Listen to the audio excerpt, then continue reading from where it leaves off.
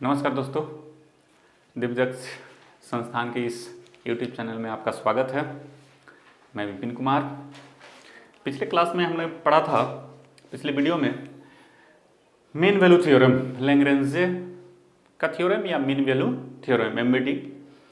आज उसी पर चर्चा कर रहे हैं, लेकिन आज हम उसके ज्यामितीय व्याख्या देखते हैं कि ज्यामितीय रूप से उसका मतलब क्या है, ज्योमेट्रिकल सिग्निफिकेंसन देखना है हमको। उसके लिए हमने एक ग्राफ लिया है, क्योंकि fx एक फंक्शन है। वो भी कहता है कि इसका पोस्टुलेट्स हम लोग देखे थे कि fx एक फंक्शन होगा, रियल फंक्शन। उसके बाद फर्स्ट नंबर में बोल रहा था कि fx जो होगा वो क्लोज इंटरवल AB में कंटिन्यूअस होना चाहिए, यानी कि संतत होना चाहिए। फिर दूसरा इसका कंडीशन होना था कि fx ओपन इंटरवल AB में हम दोनों तरफ से लिख सकते हैं, इस तरह से छोटी ब्रैकेट में डालें या फिर दोनों तरफ इधर करके लिख सकते हैं ओपन को में। ये अवकलनीय है।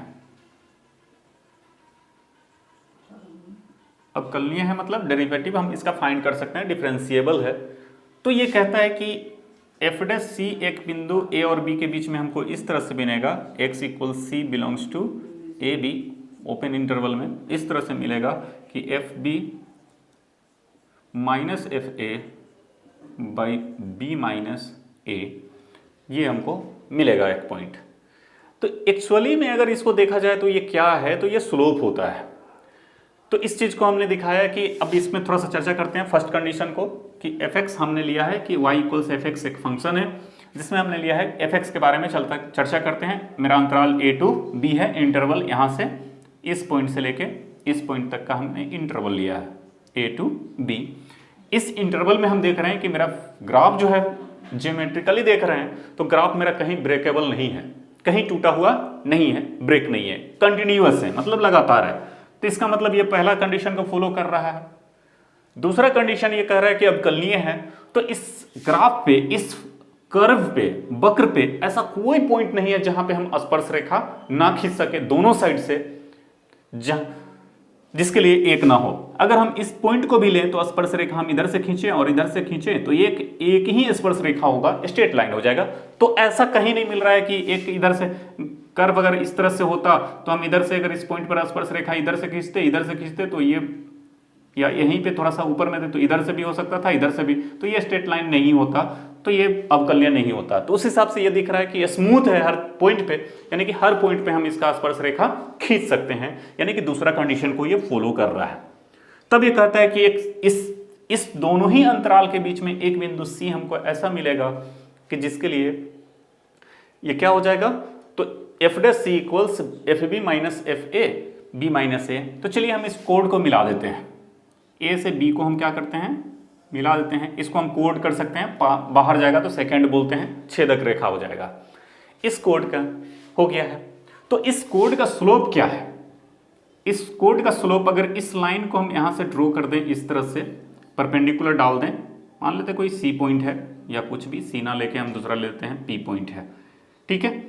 ये तो परपेंडिकुलर ही है, यहाँ पे परपेंडिकुलर है, यहाँ भी परपेंडिकुलर है। तो इसका स्लोप क्या होगा, तो स्लोप के लिए हम जानते हैं अगर ये एंगल थीटा उटा हो या कुछ भी ले सकते हैं, तो tan थीटा इक्वल्स होता है y/x, tan theta equals y/x होता है। तो यहाँ पे y वैल्यू क्या है, क्योंकि हम तो यहाँ से यहाँ तक नहीं ले रहे हैं, हमको इस पॉइंट को देखना पड़ेगा यहाँ से यहाँ तक। तो ये क्या हो जाएगा, इसके लिए अगर FB डालते हैं, y = fx है, और FB डालते हैं, सॉरी y = x के बदले में अगर b डालते हैं तो FB मिलेगा, यानी कि इस पॉइंट को हो जाएगा, पॉइंट का कोऑर्डिनेट्स क्या होगा, b, FB होगा। उसी तरह से यहाँ पे a अगर डालते हैं, x = तो a, FA हो जाएगा।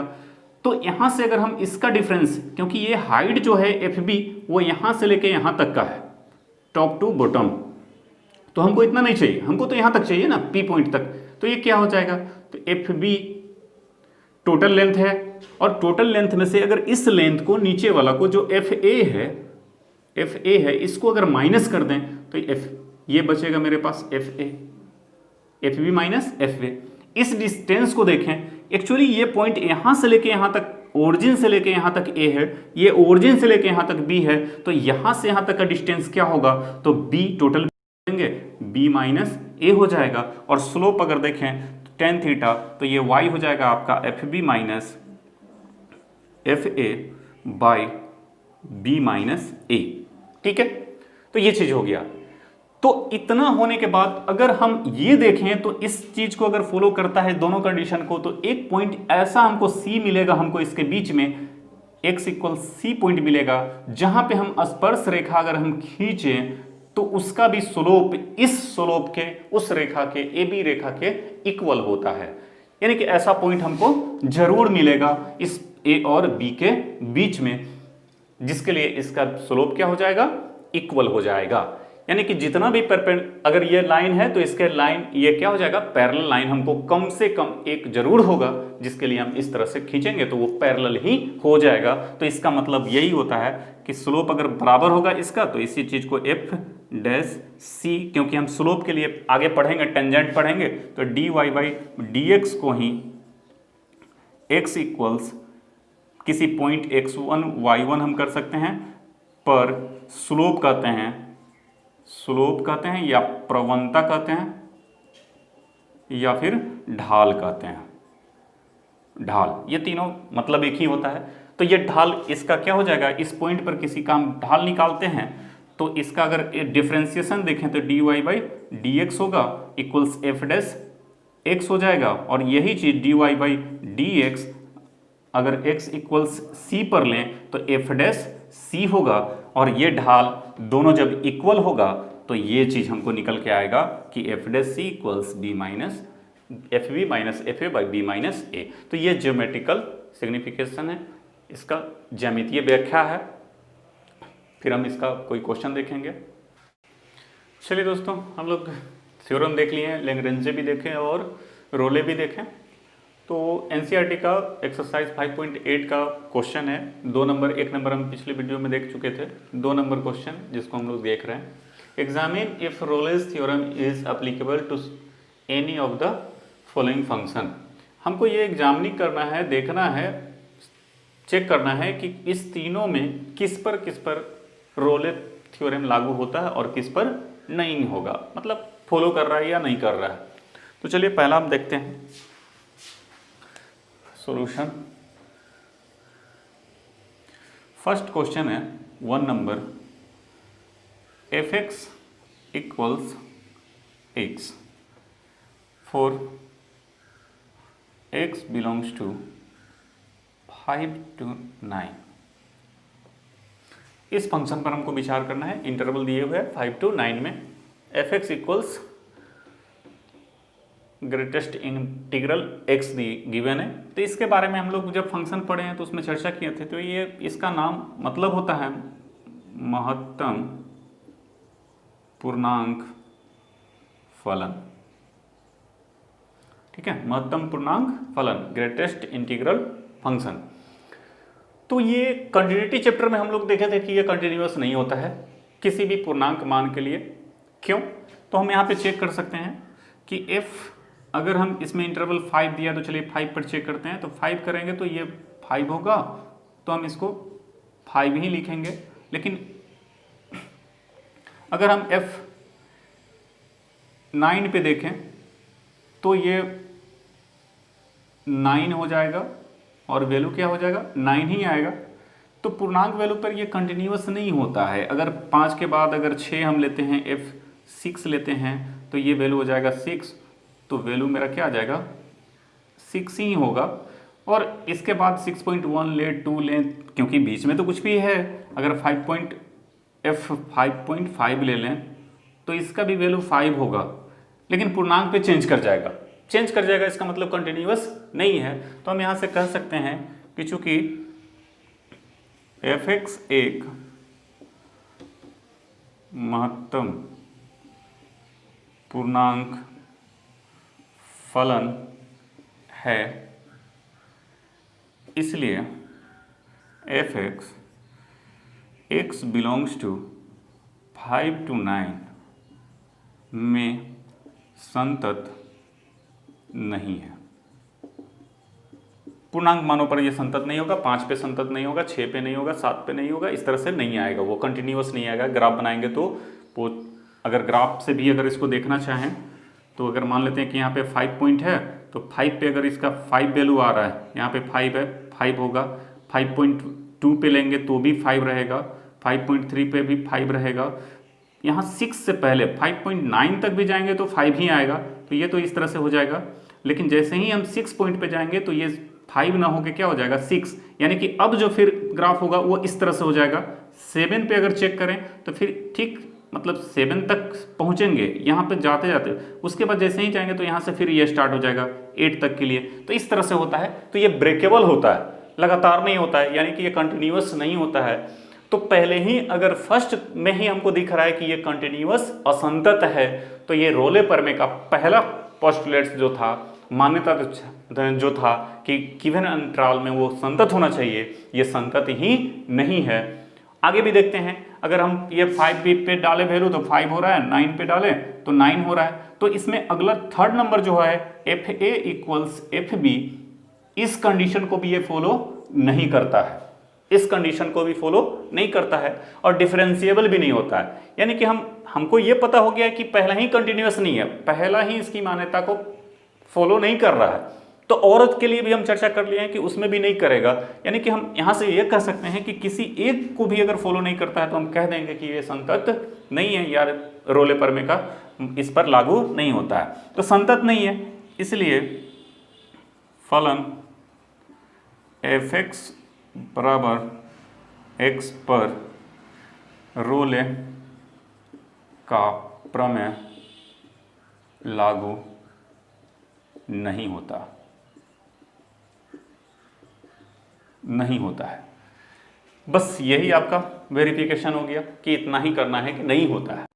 चलिए 2 नंबर क्वेश्चन आप देख रहे हैं कि सेम है, फर्स्ट के जैसा ही है, ग्रेटेस्ट इंटीग्रल, सिर्फ इंटरवल अलग अलग है। तो ये भी कंटिन्यूअस नहीं होगा। यहाँ भी -2 और 2 है तो इसके बीच में भी ये कंटिन्यूअस नहीं होगा, 0 भी आएगा, 1 -1 आएगा, 1 आएगा, तो उस पर कंटिन्यूअस नहीं होगा। कंटिन्यूअस नहीं है यानी कि रोले परमे इस पर भी लागू नहीं हो रहा है। हम इस पर चर्चा करते हैं 3 नंबर पर कि इस पर क्या हो रहा है। fx equals x² - 1 for x belongs to 1 to 2। इस पर देखते हैं ए नंबर, चूंकि fx एक क्या है, बहुपदीय फलन है।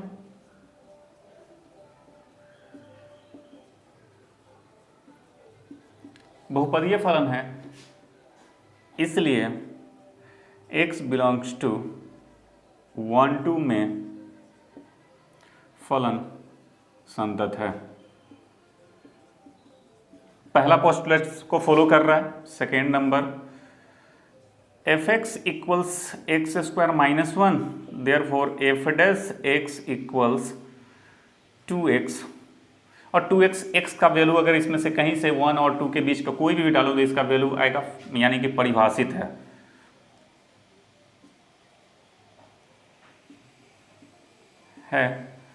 इसलिए फलन x बिलोंग्स टू 1 to 2 में अवकलनीय है। अवकलनीय डेरिवेटिव भी इसका फाइंड कर सकते हैं।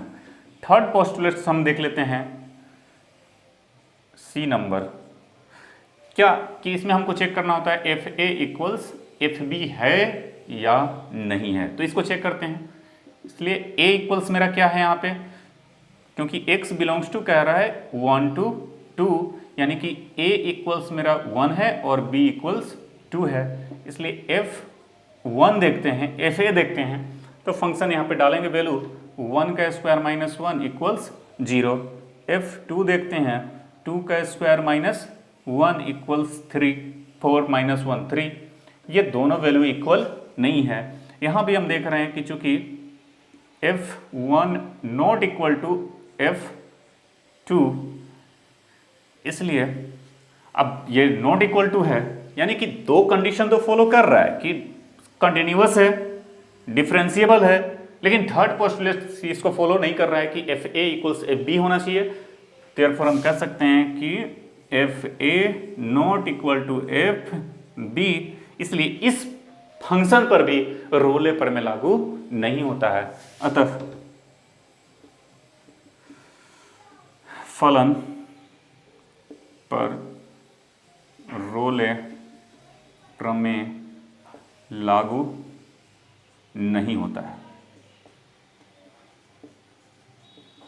यानी कि इस क्वेश्चन में 2 नंबर में जितने भी दिए हुए थे क्वेश्चन, उस पर किसी पर भी ये लागू नहीं होता है। इस तरह से है। तो आज के लिए बस इतना ही, फिर हम नेक्स्ट वीडियो में नेक्स्ट क्वेश्चन को लेकर आएंगे। तब तक के लिए धन्यवाद।